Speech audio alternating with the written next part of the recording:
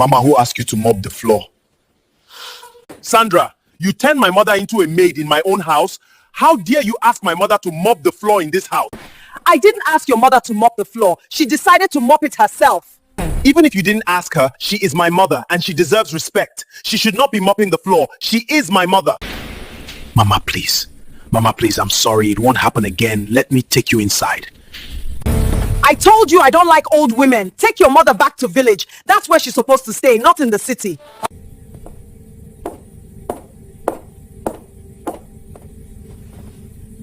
Mama Ngozi was not just any woman. She was a woman whose presence demanded respect without asking for it. She was the kind of woman people greeted twice on the road, once with the lips, once with the heart. Children ran to her for comfort, and elders paused to speak with her, sensing that her words carried wisdom. Everyone around knew Mama Ngozi's name. From the market square to the farthest corner of the neighborhood, her reputation preceded her.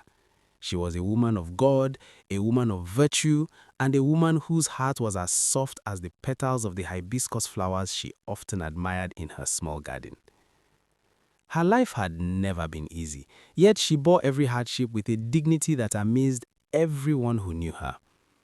For over 30 years, Mama Ngozi had walked the path of sacrifice.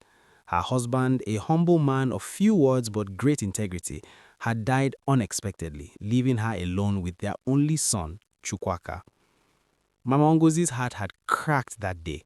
She had cried until her tears blurred the horizon, until her soul seemed to float somewhere beyond pain.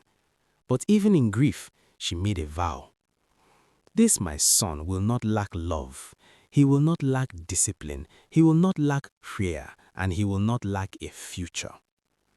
Every day after that, Mama Ngozi lived that promise. She sold vegetables in the market, carrying heavy baskets on her head in the blazing sun. She hawked palm oil door to door, never complaining even when the rain drenched her clothes and chilled her bones. She washed clothes for wealthy families, folding each piece carefully as if it were her own, all to pay for Chukwaka's school fees.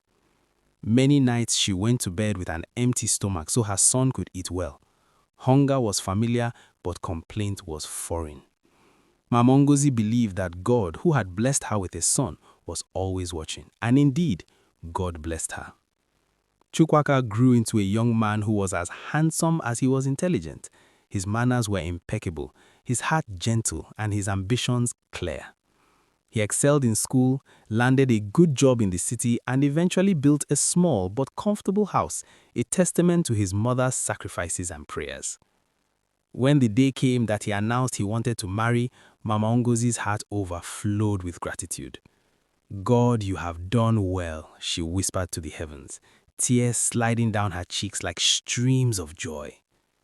One evening, Chukwaka returned home with a woman by his side. She was tall, fair-skinned, her hair neatly styled, her clothes elegant yet understated. Her posture exuded confidence, her smile polite but not warm enough to soften her gaze. "Mother," Chukwaka said, his eyes shining, "this is Sandra. She is the woman I want to marry." Mama Ngozi's eyes studied Sandra closely. She smiled, reaching out to embrace her, trying to read the girl's heart. "Welcome, my daughter," she said warmly. "You are free in this house. Make it yours." Sandra returned the smile, polite and controlled, but her eyes betrayed nothing. They were cold, measured, as if evaluating every corner of Mama Ngozi's home and every gesture she made. Mama Ngozi noticed this, but chose to say nothing. Her heart whispered caution, but her lips remained gentle. That night, Mama Ngozi prepared a special meal. She cooked with love, carefully seasoning each dish, placing Sandra's plate first on the table. Before anyone touched the food, she prayed silently, asking God to bless her son, this young woman, and the household. Sandra ate without uttering a word of thanks.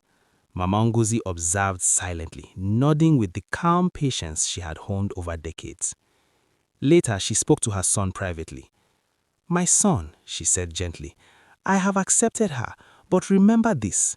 A woman becomes a wife not because she is beautiful, but because she has character. Beauty fades, but character endures. Chukwaka sighed, a hint of impatience in his voice. Mama, Sandra is good. You just need time. Mama Ngozi nodded, a serene smile gracing her face. Yes, time will tell, she said, her mind already crafting a subtle test of humility and respect. The next morning, Mama Ngozi began her quiet experiment. She woke up before sunrise, sweeping the compound as the birds began their morning songs. She mopped the floors, washed the plates, cooked the breakfast, and attended to every household chore without complaint. She dressed simply, wore no adornment, and spoke softly, almost as if she were invisible. Her hope was simple. If Sandra possessed respect and humility, she would intervene, she would set boundaries, and she would not allow an elder to serve her as if she were a servant. But Sandra did not stop her. The first week passed. Mama Ngozi continued her work quietly, her patience a fortress. Sandra watched, her silence a shield. The second week passed, and Sandra began giving instructions in a casual tone. Mama, mop the sitting room again. Mama, wash my clothes first. Mama, go to the market early. Mama Ngozi obeyed without resistance, each instruction a test of patience, each order a prayer in action. Her heart ached, but she endured quietly, believing in divine justice and in the wisdom of restraint. By the third week, Sandra's demeanor had grown bolder. She no longer greeted Mama Ngozi properly. She no longer said please. She spoke to her as one would speak to a servant in a hired home, her words clipped and sharp. One morning, Sandra lounged on the couch, eyes glued to her phone. Mama Ngozi? She barked. Why is breakfast late? Mama Ngozi's hands, trembling slightly, bowed her head in apology. I'm sorry, my daughter. It will be ready soon. She hissed. Do it faster. I don't have all day. Hello guys, part 2 is on the way, so stay tuned. And if you haven't subscribed yet, make sure you do. It really helps us out. Guys, watch me swim!